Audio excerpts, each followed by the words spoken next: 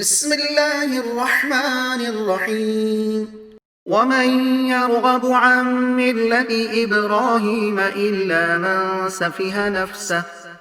ولقد اصطفيناه في الدنيا وإنه في الآخرة لمن الصالحين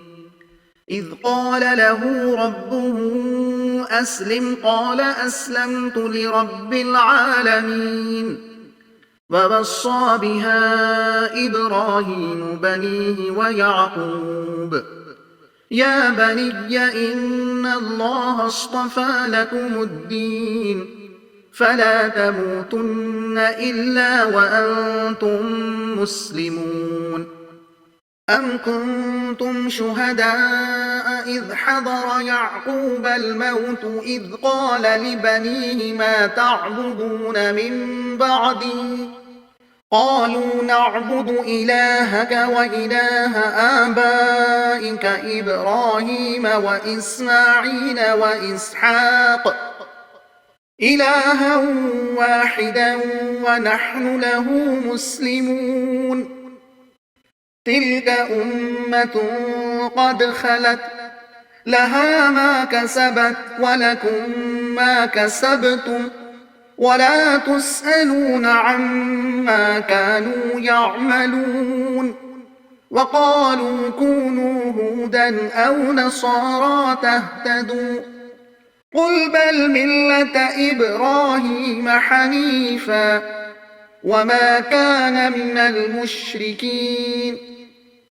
قولوا آمنا بالله وما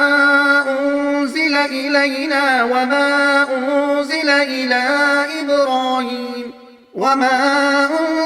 إلى إبراهيم وإسماعيل وإسحاق ويعقوب والأسباط وما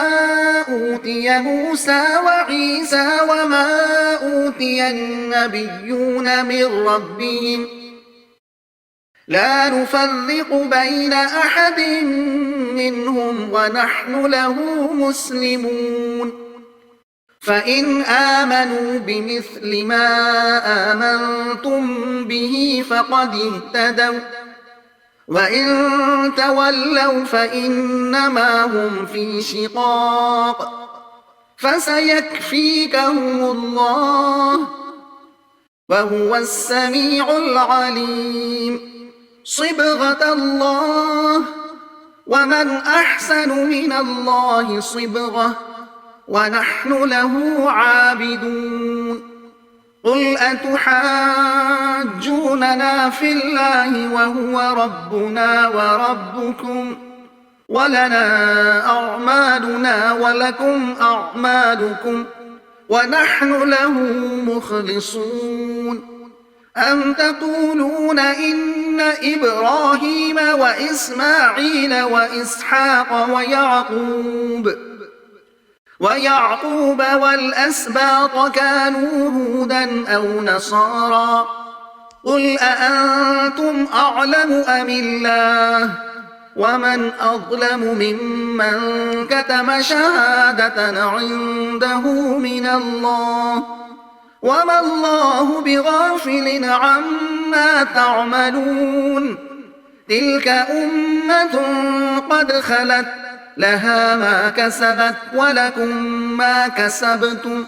ولا تسألون عما كانوا يعملون मज़मून मिल्लत इब्राहीमी का मुकम्मल नक्शा सिर्फ इस्लाम ही में है।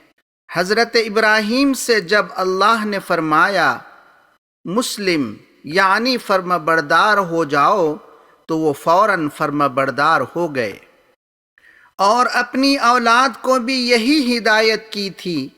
कि सिर्फ खुदा की बंदगी करें। उस मिल्लत इब्राहीम का सही और मुकम्मल नक्शा इस्लाम ही पेश करता है।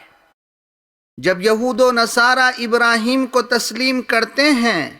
तो क्यों इस्लाम कबूल नहीं करते?